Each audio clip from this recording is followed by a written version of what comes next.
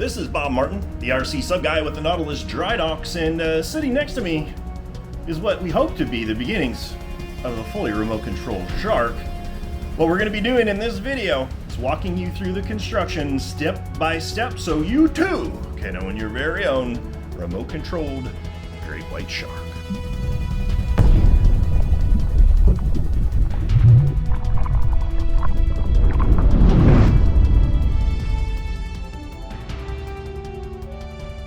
So if you follow my channel, you'll have seen different iterations of this thing, ranging from 5 feet all the way down to this 38-inch version. What we're going to be doing is offering 3D files so you can print out your own bodies, and we're also going to have options for you to have professionally, commercially printed in resin, just like this guy, all the parts if you don't want to go through the process of printing it, or you just don't have access to one. If you want to see what these things look like, I recently posted up a really cool video of RC Shark Attack that was taken at our recent Subfest event in Cohutta, Georgia. If you take a look at this, they look absolutely real. And in this video, you can see a 4-foot version and a 5-foot version. So what we're going to do, we're going to go through step by step. Now, you don't have to use the precise exact components I use, just to bear in mind what they do, the size constraints, and the specifications, and you'll be just fine. So let's get started by mounting some thrusters. So if you look in the description, you'll see the parts list, and these are the Apis Queen thrusters that you can get off of Amazon. They're relatively inexpensive. You need 2. And I do recommend a clockwise and counterclockwise thruster. Now, I've done it using the same direction and it works, and actually it's a little easier to get the shark under in one direction, but this is what you want to do, because you can buy them in pairs like this. Part of the 3D printed files are these mounting brackets, but in order to use these, we got to cut off these little flanges. So I'm going to go ahead and do that on my bandsaw. But you can use normal saw, you can use a cutoff wheel on your rotary tool, you can do anything you want, but you got to get that off of this. And this is what you end up with, a nice smooth contoured thruster with no mounting flange on the outside. And this is the mounting bracket. Now, what you're going to want to do is slip it on from the direction of the thruster, not the body direction of the thruster. This goes into the shark, not out of the shark. So that's the direction it goes. Flange, flat flange, up. And you're just going to orient this so that the intakes are open, and push it down until you just see the top of those intakes on the top edge there. After you test fit it, you can pop it off. Use a little RTV, also known as silicone. Smear it around the perimeter there. Press this down. Glue it. And continue for the other side. So since you got your silicone out, we're going to address our battery. Now, the kind that I recommend that's going to be down in there has a hard plastic case on it. And that's going to make it really easy to waterproof. But what you need to do is take these stickers off the side to uncover the seam of the plastic case so that we can fully waterproof it. Scrape it off, sand it off, grind it off, do whatever you need to get the bare plastic, and then we're going to take a little sandpaper and rough it all up so that everything sticks really good. So when you get silicone, it's going to come with these little plastic precision applicator tips for your tube, and we're going to use that to help waterproof this battery. Now, I'm going to use silicone for waterproofing the wire egresses, the exits in the case here. And I'm going to use JB Weld to secure the outside, just because I don't want it to be sticky when I'm grabbing it, you know, with the silicone. But let's start with the wires. We're going to take our tip and we're going to jam it in this opening, and we're going to squeeze it until it starts pressing out from around. So we do the one side, and we're going to do the other side, and then we're going to go to the outside of the wire, press it over, goop it in, other side of the wire, basically you need to do all around all of the wires. Press it in, squeeze it out, and then in between both of those wires. All right, a little wet on your finger, clean it up, and you're left with a nice, clean seal for where your wires exit the case. Do the same thing for the balance port. Let's keep going. Now that we have our thrusters adhered to the rings, we're gonna install them inside the shark body. You can see I got one mounted in there already, and I configured this so that both wires kind of come out, 45 degrees, so they'll meet in the middle here. I use stainless steel screws. You could also, which would probably be a better idea, use bolts. Tap this out and thread it so that you could thread those in. Just be careful, guys. If you're going to use these screws, make sure you pre-drill the hole to the appropriate diameter of the screw shank, because if you go in there when that hole's too small, you could crack it. I'm just saying. This resin is not overly flexible. So if you stress it too much, you might get cracks. But I'm going to go ahead, mount the other one, and we'll move on. Let's build a control box. So this is what's called a project box. You can get them on Amazon. They're super cheap. You get packs of 2, and they're IP65 rated. We're not going to be diving shark deep. You're not going to be going down 10, 15 feet. You got to keep your eyes on this thing. When you get it, the seal is out. So the first thing that I'm going to want to do is apply the seal to the lid. And when you do this, you want to start on the long face, because it's going to make sealing the seal a lot easier when you get back there. So I'm going to go ahead and around the outside, and we'll come back in a second. When you get back to this point, you can see we're going to need to trim the seal. Now, you do not want to stretch it and then cut it, because then it'll pull itself back. You don't want to do that. So what I'm actually going to do is cut it a little, like a 32nd of an inch longer, and then that way when I put it in and force it down, it's going to want to push itself together. Now, another thing that you can do that's a really good idea, just put a little dribble, little tiny smear of RTV on that joint, and then that way when it joins together, it'll actually fuse and make sure that's 100% waterproof.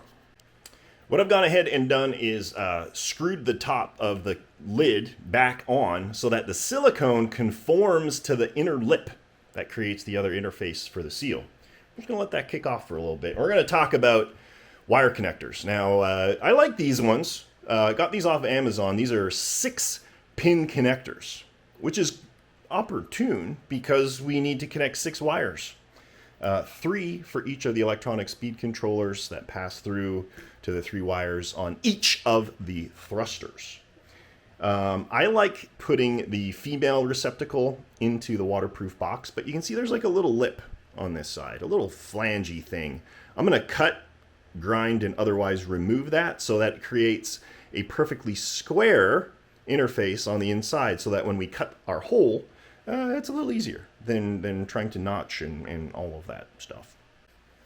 So the connector has been trimified and measured it with the old calipers, 18 by 18 millimeters, and they have radiused corners, 6 mil in diameter. So what I got ahead and did, drilled 6 mil holes at each corner, and now I'm going to bust out a specialty tool. If you follow my channel, you'll know what we're talking about. This is the ultrasonic cutting knife. Extremely expensive, but absolutely worth it if you're a hobbyer. Basically, this blade vibrates at something insane, like 40,000 cycles per second or something like that, and just slices through plastics and other stuff like butter. If you don't have that, you're going to have to break out your rotary tool and grind it all out. So this is what we got going on here. I have a nice precision fit. It's actually friction fit. It's hard to get it in and out, which is what we want. And I'm using a little bit of acrylic cement. This fuses all kinds of different plastics together, and it actually melts it together as opposed to just binding it. So I'm going to press this down, have a nice bead around it, and that'll be permanently adhered in there. So these electronic speed controllers, I really like these. These are Diamond Hobby Pythons, and in theory, when you buy them, they're waterproof. In practical application, they're not waterproof, which doesn't matter in this case because we're putting them inside a waterproof box. They got these little water cooling nibber nubbers on there, but I want to mount them on the wall of this case, and the nibber nubbers stick out too much. So I cut off the nibber nubbers, and now I can put them right in here, and they'll be completely out of the way, leaving the entire center section for the receiver. So here's the box thus far. We got our electronic speed controllers mounted, wires run, and I got my little power distribution block in here. Now you could just solder these together, but this kind of makes it easier to kind of put together and take apart. I still got room underneath for the receiver, so I'm not worried about room, and this lid has a lot of real estate up in the top there. The other thing I did, I drilled a 5/32 hole, 5/32 brass tube, and secured it with thin cyanoacrylate. So now we've got two inputs in here because we need power. We got motor outputs, but we need power. So if you're unlike me and you're going to be shopping for new connectors, I just had this connector, so I was going to use it. You would get an 8-pin connector instead of a 6-pin. And then that way you'd have positive and negative in, and then the 6 control wires for your speed controllers. And then you wouldn't have to go through with this whole wire situation to get power in there. So the way that this is going to work, we're going to take our wires, we're going to put some silicone tubing over the wire, and a little bit of silicone oil. A little spray will make this go on easier. And then you feed this through, and then once you do, you have a waterproof connection, and you do a little zip tie, and you've got power in there with no possibility for the water to get in there. Here is the completed electronic box. I got my receiver underneath there, and my power distribution block. And like I said, lots of room, no problem. So this is, in theory, all done with the exception of putting our little silicone sleeves on, but I wanted to wait to do that until after I'd put all my guts in so I could pull it to the correct tension so we didn't have extra wire in there.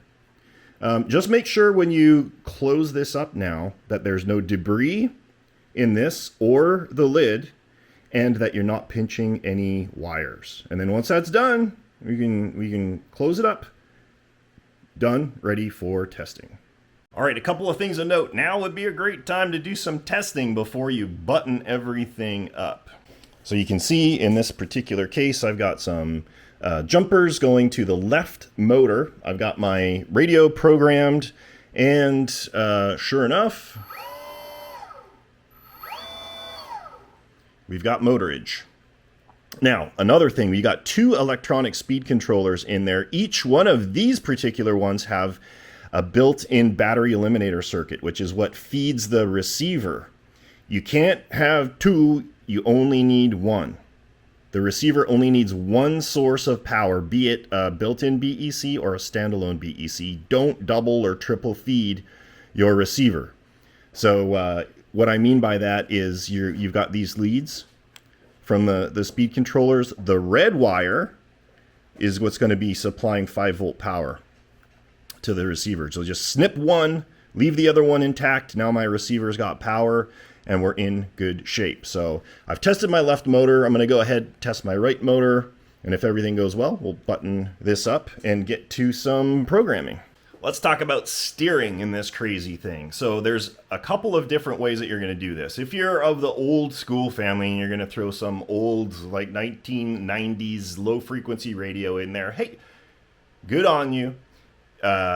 What we need to do though is mix some steering or put them on 2 separate channels. So in order to move forward the way I have these wired, the left motor would need to spin counterclockwise, and the right one would need to spin clockwise. Now, there's a few different ways of doing this. Number one, you could put each one on a separate channel and control it like a tank. So you would use, say, 2 sticks, left and right, to control the steering. Or you could get a throttle jockey module. And the throttle jockey is basically like a postage stamp sized little module that mixes the channels together. So that's available from my online store, and you just go ahead and program that, and then you would be able to control it from a single stick like this. And so forward, backward, left and right. Simple. But with these modern radios, you can do all of that in the programming. So it saves yourself some money with the modules. It saves you some wiring. It saves a potential point of failure. And in this particular radio, you do it through the mixes. And so I set up a throttle mix that makes the model go forward and back. And then it mixes to go left and right. So differential steering. And here's some examples. So I'll go forward right now. And they both go forward, reverse. Now if I go left, they should both spin in the same direction, which means one of the motors will be pushing and one will be pulling. Which it is. And it is. And I really can't say enough about these modern radios. You guys have heard me pound this in over and over again. It just gives you infinite amounts of flexibility. You can adjust the rates of mix and like neutral points and exponential curves and all sorts of cool things. For those of you who don't know what I'm talking about, maybe the old low frequency radio would be the way to go. You don't need to worry about it. But if you really want to play Tweakify and make this thing run perfectly, this is how it's going to work. What we are going to move on to now is the installation of the tail for the Shark. And this is set up in like a modular kind of fashion with a hinge system. Just goes like that. And it just so happens that a 3/16 pin is perfect for a hinge pin. So what we need to do, though, is to create a stop on the top of the pin. And I'm just going to use a little bit of brass tube that will slip over top of that so that when it drops in, it doesn't keep dropping all the way to the bottom. So to start out with, take your 3/16 pins, drop them in, mark them, cut them, and you've got your lengths. And then we're going to grab some tube and make our little stops. So these are the pins that I created. Like I said, just a little bit of tubing on the end to stop it from slipping through the holes. And I've got these two in here, one in here.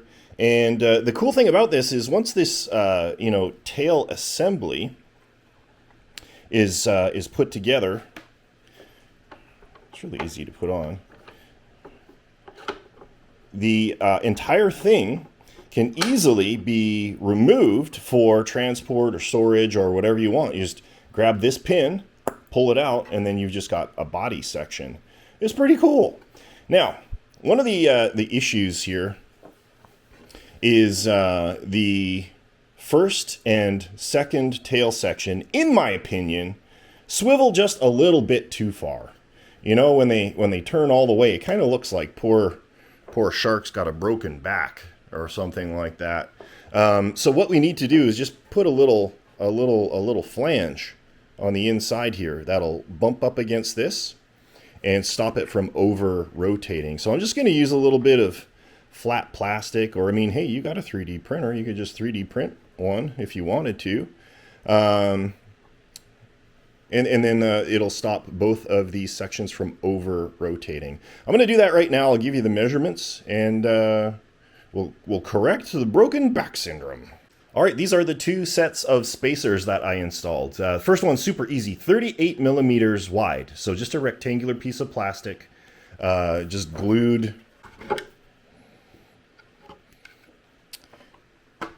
.38 millimeters wide, and you can make this long. Now the impact point is kind of up here, so you don't need to necessarily make it this big, but makes it nice and big. You don't need to worry about support flanges because all the force is inward, compressive on this plastic, so it's pretty rigid. And then the impact point for the piece back here, which is about 1/2 inch from the leading edge, is 21 millimeters. So you can make a 21 millimeter rectangle and glue that in right there. And when you do that, you end up changing the impact points for the tail section. Let's see if I can get this back on. So now it doesn't look like he's got a broken back anymore. Now, before we can install the waterproof box, we need to install flotation foam. And before we install the flotation foam, we need to drill a vent hole. So if we take a look at Mr. Shark here, when he's kind of level, the air is all going to go up, and the highest point is right here. So what we need to do is exceptionally carefully drill a hole up in the very tippy top of his pectoral fin going down to allow all that air to vent out of the hull. Now, I drilled it from the inside with an extended drill bit. You may not have one of those kicking around your shop, in which case what you're going to want to do is notch that with your rotary tool, kind of flatten it out, and then set your pilot hole. And once you have a pilot hole with a very thin drill bit, say like 16th inch drill bit, take your 1/8 inch and drill backwards. Push it in until it goes through. If you don't go backwards, this will shatter, break the whole tip off. You'll be angry. You'll blame me for a crappy product. That's just the way it goes. Do it properly and it won't be a problem. Now the next part is going to require a little bit of artistry on your part. You need to do some carving and cutting and whittling. We're talking about flotation foam. So this is the way you get it. I got this off of Amazon. You get 2 chunks for like $10, which is expensive because you can get this at the hardware store in like a 4x8 sheet for probably not much more than that. But this is convenient and it gets delivered right to your door. This is 2 inches thick. You can also get it in 1 inch thicknesses. I just ordered a bunch because I go through a lot of this. From that, I carved these. These are the flotation inserts that will live in the top of the shark. And in theory, this is going to be roughly the correct amount of flotation that we're going to be looking for. The reason it's split in half is for ease of installation. If we take a look inside, a couple of things to note. You've got that big support bar in the back, which is where you got this notch in the front for. And then you need to avoid the intake shrouds on the inside there, the pressure boxes. And that's what those little notches are for. And then you'll notice we've got rounded, contoured bodies because, oh, the top of the shark is rounded and contoured. So this is going to be a lot of trial and error on your part. Just cut, carve. This may take you an hour to get it looking nice. Just don't go shoving rectangular blocks and gluing it in with hot glue and doing all sorts of nastiness. We want a nice flat surface because we need to mount our control box to it. So let me show you what these look like sitting in the hull. Isn't that pretty? Nice flat surface. This isn't glued yet. But you can see, you know, we're using most of the interior area there. We're not leaving massive voids that aren't going to do anything for us. So this is what you're aiming for here. Something like this. Maybe you can do a better job than me. But now all I'm going to do, I'm going to tack this in place with some RTV. All the force is going to be up against the hull. So really the RTV is just a placeholder. It's just holding it. That's all it's doing. And then we will be able to throw our box in there and start doing some wiring. While that silicone cures, don't touch it. Just leave it. Don't touch it. Let it cure all the way. We're going to work on installation of the belly hatch. So we take a look at our belly hatch here. We got a little hole in the back and we got a little pin. All built into the files. So cool. Just slips like that. Look at that seam. Pretty slick. Now I've gone ahead and marked out a hole in here because we need to have some way of securing this together. And all we're going to do for that weapon of choice, stainless steel M6 flat head bolt. So I'm going to go ahead and pilot this out. and then open it up to about 6 mils on the top, and we'll tap the bottom and the flange there, which is nice thick plastic for it to bite into, and then we'll be able to secure our hatch on to the shark. So here is my drilled and tapped hole for my bolt, and went ahead and drilled this out. Again, guys, drill backwards. Do not crack that. You're going to be upset with yourself. After I drilled it, I countersink it with a countersink bit, so now this fits nice and flush. Looks pretty darn slick. Let's test it on the boat. Grab our belly. Get it in the hole here. There we go. Line things up. There we go. I like it. I like it a lot. So we got our belly hatch on. Now we're going to be working on some pectoral fins. Now these are set up so that they offer some degree of positionability, so that you can fine-tune the performance of your shark. So they slip on these pins here, and then I designed them with a little hole that you can tap out for a threaded bolt. Now, the actual position, you know, you're gonna need to dial in when you are playing with it. I can't remember. I think it was like this, roughly. Usually, I don't know. Start out with it being flush when you're trimming your boat. I'm going to use some big stainless socket heads, and the reason is you can get your fingers on there. When you transport these sharks, you want to disassemble it as much as possible. Regardless of what you print it in, it's not going to be exceptionally strong just because you got lots of things sticking out, right? So removing the pectoral fins, removing the tail, probably a really good idea. The reason I'm using these, you can just use your fingers, take it off and pop it out, as opposed to having to carry a whole tool set with you to take it out. Yeah, you're going to see a little nubber sticking out under the belly, but the only way you're going to see that is if you crawl underneath a shark to take a look at it, which is not a big concern to me. Let's just pause here for 1 second, take a look at the inside guts, because I got the parts laying in there, and I'll show you what it's going to look like once it's all assembled. So you can see I've set my waterproof box on the inside there, and then I've got the battery sitting on top. So the battery is low because this is upside down. Flotation is high, so we've got a lot of stability. Odds are good we're going to need to also add some additional weight, which we're going to attach to the belly later on. But you can see lots of room inside, easy to work on. Here's all our wire outputs right here. Those will be really easy to make up as well. This is a pretty slick little unit. Our box secured in here with some RTV, right in the middle-ish. You want to make sure you have good access to all of your bolts so that you can take the lid on and off.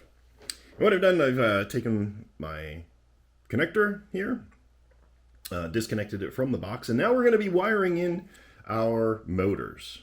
And one thing I want you to note is back when I had this wired, I made sure to mark each one of these. I put notches in. Can you see that? Little notches? 1, 2, 3, 4, 5, 6. 1, 2, 3, 4, 5, 6. So now I know which wire corresponds to which motor lead, so that all of my work to get everything paired up and working properly is not for naught. I'm using these waterproof connectors, and I'll be soldering all of these together. And then we'll have power connected to our thrusters. The waterproof connector has been connected with the waterproof connectors. Yeah. So these are all completely waterproof and sealed. I'm not going to plug it in yet because this is still curing in here. We don't want to have it move or anything because of the tension of the wires. But what I'm going to do, take our waterproofed battery that we've been working on earlier, and I've got some Velcro with some tape on there. And what we're going to do is put some two-sided Velcro tape on the battery, and the battery, as I showed earlier, is just going to live right on top of the container, so the battery can be completely removed. You know, come to think of it, What might be kind of cool would be to use two-sided tape, which would be more of a, not permanent, but, you know, solid connection. Because if you wanted to charge the battery, what you could do is just pop off these bolts and the whole door would come off, because after every run you've got to check in there for water anyway. And this would make it so you have to. Yeah. Kind of like that idea. We're going to two-sided tape this sucker. I just decided. And it's going to live right on top like that, which is going to be low in the hull, because this is upside down right now, providing a lot of stability. Yeah, let's go grab some two-sided tape. Let's quickly talk about electrical connectors here for the main drive battery. Now, this is the EC5 connector. You see it in like RC vehicles all the time. Depending on what battery you get, you know, you may have a different connector. A lot of people are like, oh, it's not waterproof, you know. It's pretty waterproof, and it's more than enough waterproof for our applications. All we're going to do is use a little dielectric grease in here, which will not only make it easier to connect, but it'll insulate the plated connectors on the inside. Not worried about that at all. What you do need to worry about, though, is this little balance port on any lithium polymer battery. So you can see it's pretty delicate. You know, there's lots of little connections in here. What I have found is these little nylon covers, and I got this off of eBay. They're 3D printed in flexible nylon, and all you do is just press fit. This is going to be hard to do with one hand. These over your balance charger, like that, your balance port. If you put some grease in there, this will be completely protected from any sort of water ingress, and it'll preserve all of the connections and everything in there. So you're going to need to grab some of these off of eBay. If you look around online, you'll also see there are some people who've printed caps for these, or have 3D files to offer. I found this for a 2S lithium polymer battery, and I printed my own. So those are out there. Regardless, you're going to need to make sure that this is protected. If you can't find the cover and you're really struggling with that, you could generously slather it with grease and, you know, hope for the best. I've got everything in there, and I'm just waiting for the silicone to cure. And the other thing I did is I put some adhesive on the back side of that connector, just to make sure no water gets into the back side of the connector. I'm going to make sure we keep the water out of where we don't want the water. Before we address gluing on the shark head, which is going to sit like this kind of thing, I want to paint the inside of the mouth, so it'll be easier than when it's outside. So I just grabbed some pink spray paint, which I happen to have in here, and we're going to hit the inside of the shark mouth. Shark gums painted. When we get to painting the body, we're going to have to put some pink in here as well. And just as a back in time moment, what might have been a good idea is for me to have shot some paint as much as I could through the openings for the thrusters, and painted the inside of the thruster box. Because when you look in, you may see, you know, that fluorescent green, you know, part on there. I really don't think this is a big deal at all. You'd have to be in the water to see it. But what I'm going to do now, I'm going to take my rotary tool and with the sanding drum, and we're going to go ahead and clean up some of this. These are just artifacts from the 3D files. I'm going to grind these down, smooth them all out, grab some sandpaper, make it look nice. So we're into more cosmetic stuff at this point, and you'll see I've applied a little bit of filler. It's just body filler. You can get it at, you know, any auto store and that kind of thing. But now we need to make a decision. I designed this in such a manner that the head can be removed. So I was thinking you just use a little RTV, stick it on, and then if for whatever reason the thrusters were to fail on you, you just pop the head, you know, pry the head off, and you could quickly and easily swap out the thrusters. The thing is, the thrusters are pretty bulletproof, and the odds of something going wrong with them in any, reasonable period of time is pretty darn low. So you need to make a decision. Are you gonna just stick the head on like this with RTV and call it good? I mean, this seam's pretty good, right? It's a nice sharp seam. Or you could stick it on more permanently and fill it, sand it, and then you'll never see that seam, and you just kind of risk not being able to swap out the thrusters. Or you do a hybrid. You stick the head on with RTV, so it's a non-permanent, adherence. And then if you ever need this apart, you would, jam the screwdriver in there, pop it apart. The filler would split, and then you would get access. So you got to make a decision. I think I'm going to fill it. I think I'm going to RTVify it on, and then fill it. I trust you. I trust you, thrusters. You won't let me down, will you? Got the body assembled, the head on. We got all the guts and gizmos in there, all ready to get connected and running. We're just finishing up cosmetics. We're just going to do a little sandy sand here, and then it will basically be ready for trimming, because we're going to trim it before we paint it. That's what you do with RC submarines. Where did my belly go? Where'd the belly go? It's over here. So what we're going to be doing as part of the trimming process is going to be adding some weight to the belly here to create a nice stable shark. The battery is already pretty low, so that's a good thing. We're going to keep that going, but we are going to add some additional weight to the belly, and then just throw it together and chuck it in the water, see where it floats. So I'm going to grab my sandpaper, sand on the shark a little bit, and then let's throw some weight in the belly. Well, I sandified the hull, nice and smooth now. We're going to be ready for primer after we chuck it in the water and get it all trimmed out and ready for cosmetics. This is what I did for weights. And this is saying the combined weight of the belly and the weights is 868 grams. 0.86 kilograms. So whatever weight you end up deciding to use, be it stick-on weights or duck weights or bolts and nuts or whatever it is you want to do, 868 is the total weight of the belly and your ballast. At least that is what I'm going with to start with. It may be that we need to add a little bit more or a little bit less or something. We'll figure it out once we get it in the water. So here we are out at our top secret test facility. When you're trimming your shark, you just need something big enough to fit your shark and deep enough that you can get the back out. That's all you need.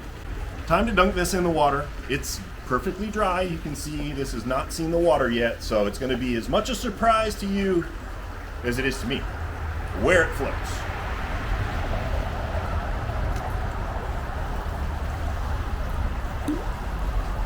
Straight down. Straight down. You want them to sit kind of like this. You need more in the front. In what area? Where is he balanced at? Right under the gills. So what we could do is take some weight out of his belly. I got a lot of weight in there. Let's try doing that first.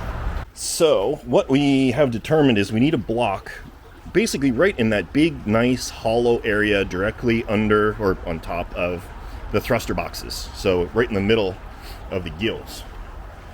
So Logan's brought some foam. This is going to be perfect. A big block there. We're going to jam it in, probably through his mouth, I think. And then we'll jam it in there somehow and throw this thing back in the water. So with that block of foam, this is where we are at. Now this would, in theory, make for a really cool and easy control under the water, because the closer to neutral buoyancy you can get, the better.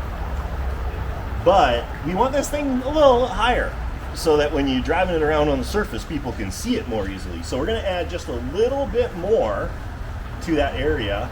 Get him so maybe he's up here. If we take a look at them right now, we got a little bit of back out of the water, a little bit of tail out of the water. This doesn't really mean anything because we don't know how it's going to perform when we power it up, which is something we're going to have to do right now. So we got the motors plugged into the motor compartment, which probably should have been something that I did earlier. Our phone now needs to get kind of jammed back into place, but we connected the power and we got thrusters.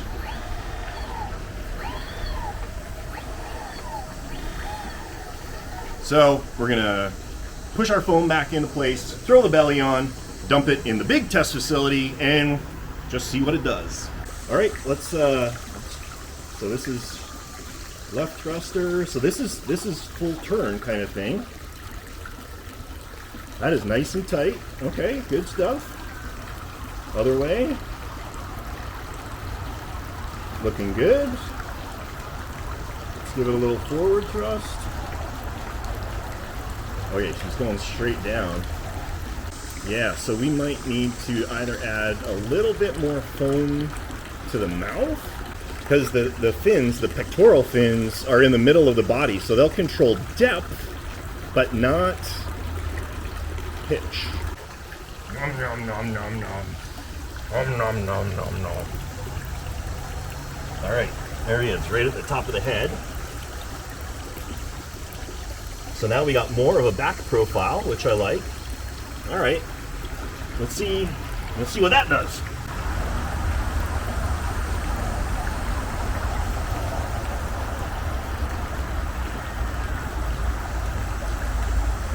Oh boy, I think we might have got it.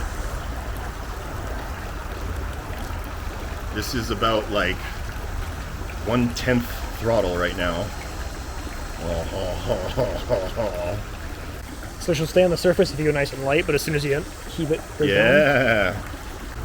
I think even a little bit of upward rake on the side fins might be beneficial as well. Let's get them back here. We'll tilt them up just a little bit more. Oh yeah. Yeah. Yeah, I think that was a little bit of secret sauce right there. A little bit of upward cant on the fins.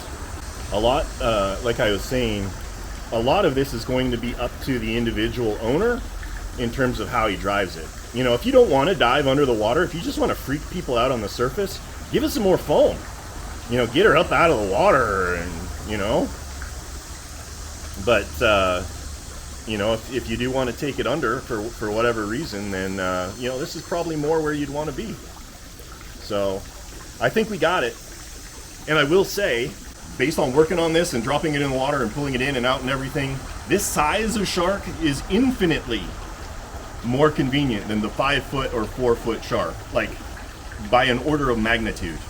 It's much, much lighter. It's easier to drop in. The odds of you breaking it are much less because there's less weight, less likelihood of something flopping around and bumping into things. So, you know, yeah, it's not a gigantic, you know, super imposing, scary shark, but from a distance, it looks ultra realistic, and that size, it just, I'm a big fan. Now that we got shark back on here, we're going to take stock of all the trim stuff that we did, and I'll zero back, let you know how much weight, how much foam, and all of that stuff. Now, excellent time, open up your battery compartment, make sure there's no water in there. I cleaned up the foam installation. You can see that kind of nestled in there. 4 inches by 3 inches by 2 inches is the block. And then I added just a little bit more in the bottom there, like what we talked about. And the other thing I did is made a little test hose. So you just drill a 3/32 hole, put some 3/32 brass in there, and then a piece of tubing.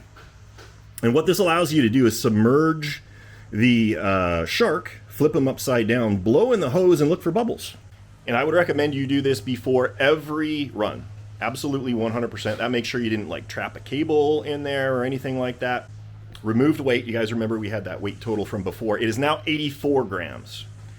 84 grams total. That's what you're after. Mr. Shark is looking good. Did a little white dental work and some little bit of the blood. In all the pictures and everything, they've always got blood in their teeth. I don't know. It looks cool. But anyhow, got the eyes, got the nostrils, got the teeth. Hit it with a little gloss to lock everything in.